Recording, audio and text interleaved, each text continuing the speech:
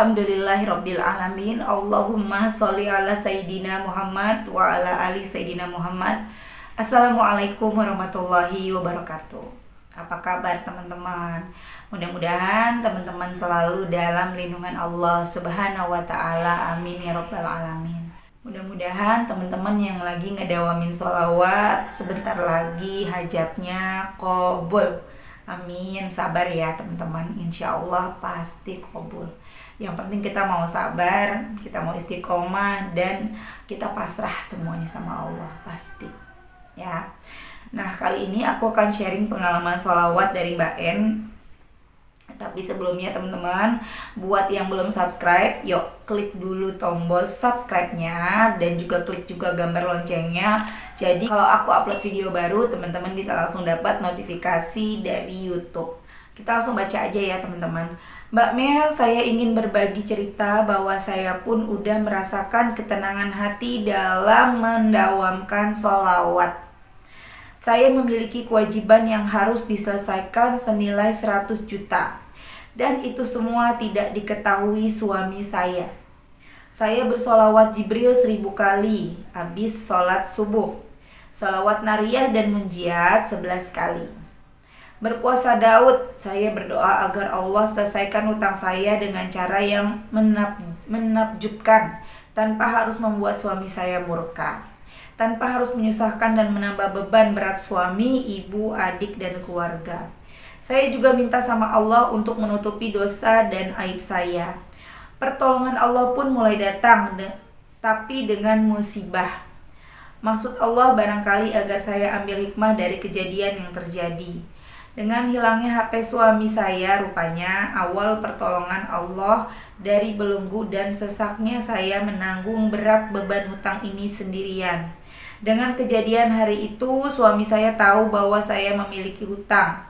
Dan di luar dugaan suami yang pikir saya akan marah dan murka, ternyata sebaliknya. Nanyakan dengan lembut saya memiliki hutang berapa dan mencarikan solusinya. Alhamdulillah, syukur siang ini hutang sudah mulai terbayar. Meskipun belum semua Mbak Mel. Paling tidak yang membuat saya plong dan lega, suami saya tahu dan tidak murka, bahkan sudah terbayar 60 juta. Masya Allah ya. Saya meyakini ini berkah sholawat yang saya dawamkan, hati tenang. Hutang pun mulai terselesaikan. Dan saya masih minta didoakan Mbak Mel dan teman-teman Sriado, semoga yang belum terbayar segera terlunaskan dengan jalan rezeki yang dimudahkan dan diberkahi Allah. Amin. Dan saya pun mendoakan Mbak Mel, semoga Allah berkahi kehidupan Mbak Mel dan keluarga. Amin. Allah memperkenankan doa hambanya tak mesti seperti yang kita pikirkan.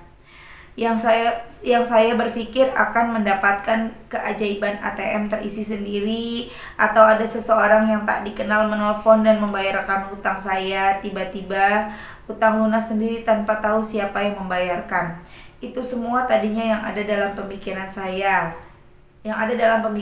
Berharap setiap kali berdoa.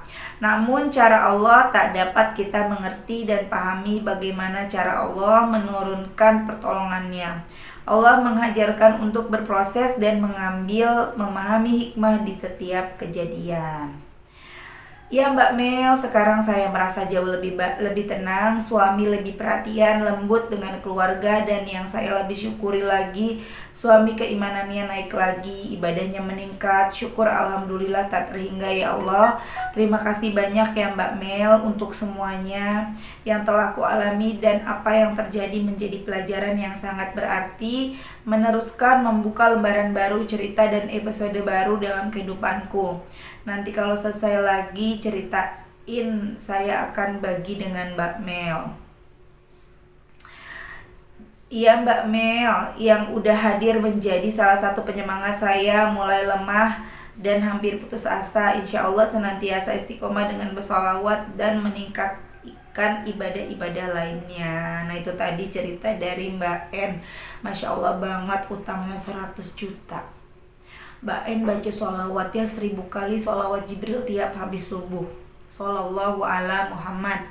Kemudian beliau baca sholawat tadi sholawat apa? Nariyah ya, nariyah atau munjiat. munjiat, baca sholawat munjiat 11 kali. Beliau juga puasa Daud, masya Allah banget ya teman-teman ya. Dan Mbak N ini berpikirnya akan ada ATM terisi sendiri 100 juta lunas, atau tiba-tiba ada yang ngebayarin utangnya kemudian lunas. Salah nggak sih kita mikir gitu? Enggak ya, itu sih sah-sah aja, karena memang juga banyak kejadian seperti itu ya teman-teman.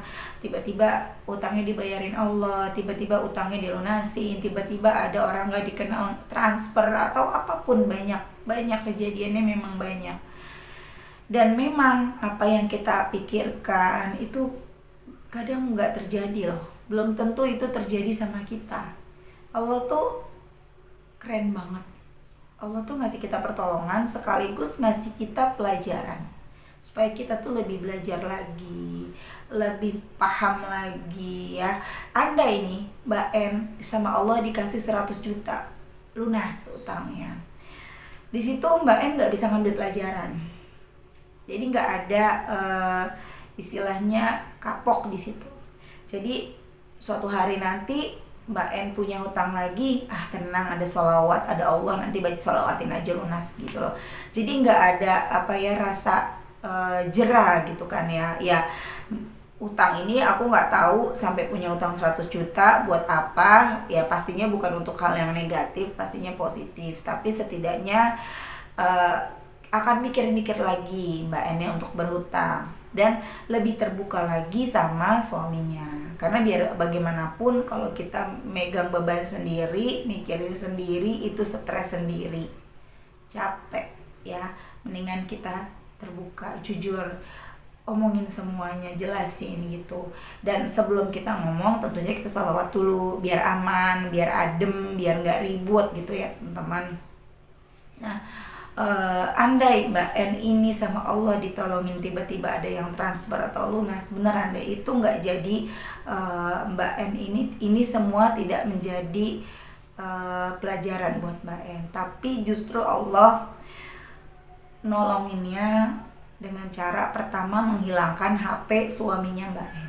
Dengan hilang HP suami, akhirnya suami mungkin pakai HP-nya Mbak N ya, dan kemudian ketahuan lah hutang-hutangnya gitu kan.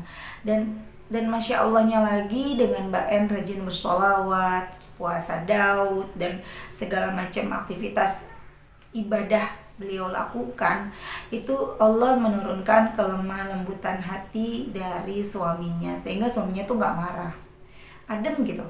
Bahkan dibantu sama suaminya sampai akhirnya hutangnya sisa 40 juta lagi. 60 juta nyari kemana teman-teman ya hari gini ya.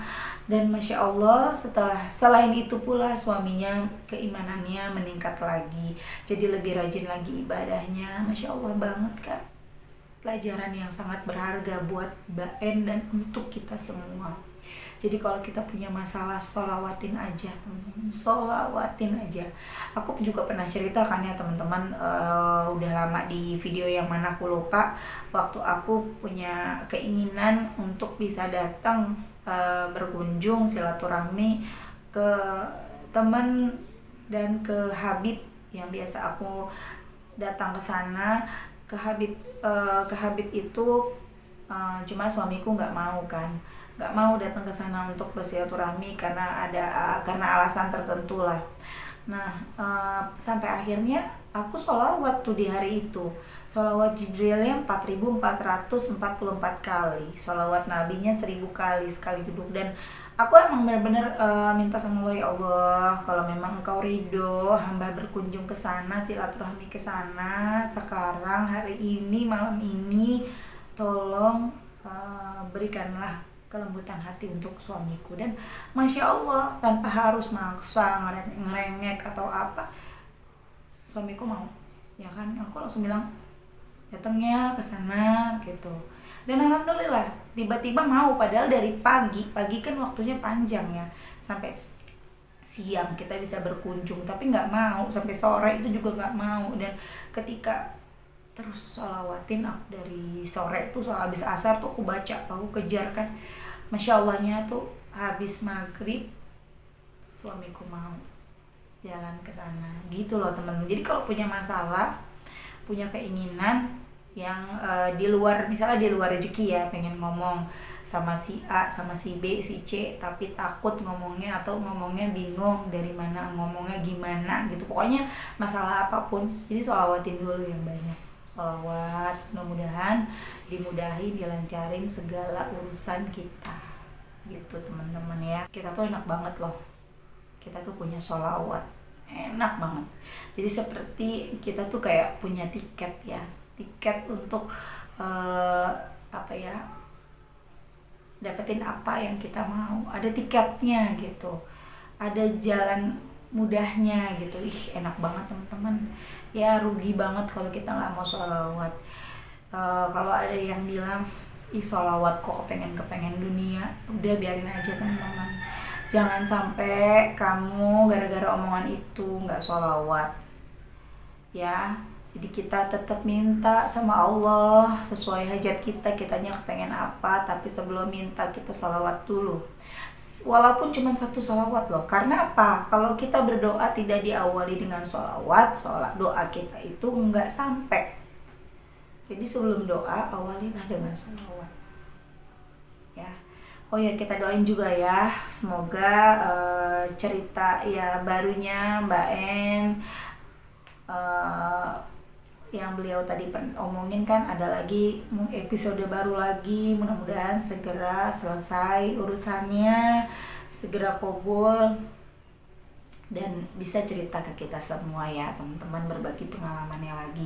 Dan untuk teman-teman yang mau sharing tentang sholawat, mau tanya-tanya, mau apa ya, mau berbagi pengalaman, teman-teman bisa DM aku di Instagram Meliza Arnelia. Dan untuk yang nggak punya Instagram, mau nge-WA aku boleh, nomor WA-nya ada di deskripsi ya. Tapi please jangan nelpon ya. Boleh nelpon kalau mau kasih testimoni, nggak apa-apa, telepon aku, tapi janjian dulu ya. Oke teman-teman, sampai di sini dulu. Mudah-mudahan bermanfaat, mudah-mudahan bisa jadi motivasi untuk teman-teman.